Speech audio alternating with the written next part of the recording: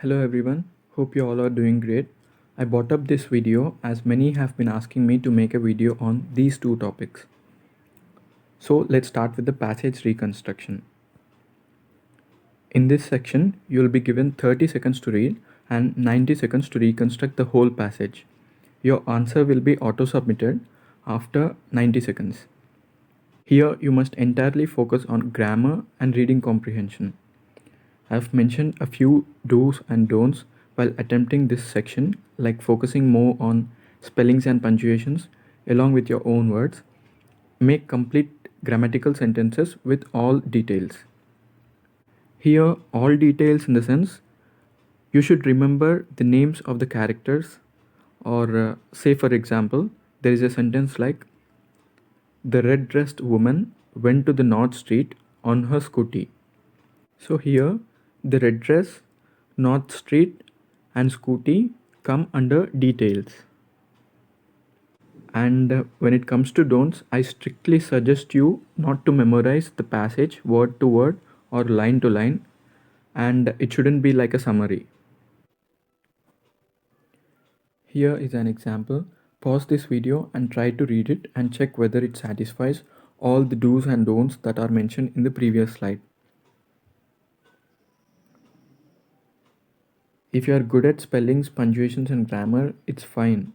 But it's fine guys even if you're average or not good at it, because you cannot learn it overnight. You have to work on what you have at present.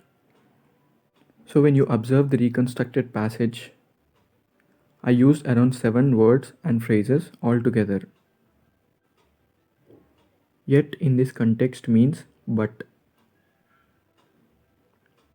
So when you read the sentence, it will be like the busy flight on which Sam was had been delayed due to some reasons, but it finally landed. And I underline all those words and phrases. You just read it. Here I suggest you to try practicing around 10 to 15 passage reconstruction questions from any source on internet before you go for the actual test. If you ask me whether it's enough or not, I would say it's more than enough. And try to practice it in MS Word guys. Why I'm saying MS Word is because if you make any mistakes, it underlines those mistakes in red color so that you can evaluate yourself. So before we move on to the email writing, let me tell you something. If you are smart enough, or if you have been paying attention to this video, you must have already noticed that from the time I began this video, I have been reconstructing everything I've written on these slides. So this is how passage reconstruction works. Hope you understand. In email writing, you will be given a description with 3 themes in it, and you have to write an email in 9 minutes covering all the 3 themes with a minimum of 100 words. Along with the do's that I have discussed in the passage reconstruction section, you must also focus on voice and tone. And don't write texting abbreviations guys, in the sense the language you use in social media while chatting with your friends. Here when I say voice and tone, look at the first paragraph. I would like to express my interest in the selection of an employee for this year's Employee of the Year award. In a way this sounds polite, right? I cannot start the letter directly stating that Mr. Anand deserves this award or something like that.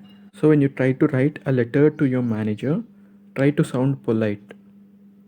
So let's look at the sample. Write an email to your manager, Mr. Uday, suggesting that this year's Employee of the Year award should be given to your colleague, Mr. Anand, for his outstanding work in the annual ceremony. This must include his productivity, punctuality, and discipline. Here, look at the pattern guys. Every time use double enter, like hello Mr. Uday, double enter, greetings, double enter, first para, double enter, and so on. And observe that the blue colored words are the themes that are covered, and the underlined words are my own words, or you can call it vocabulary.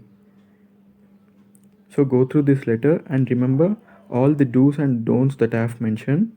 All the best guys. If you find this video informative, please do like, share it to your friends and subscribe to this channel for more such videos.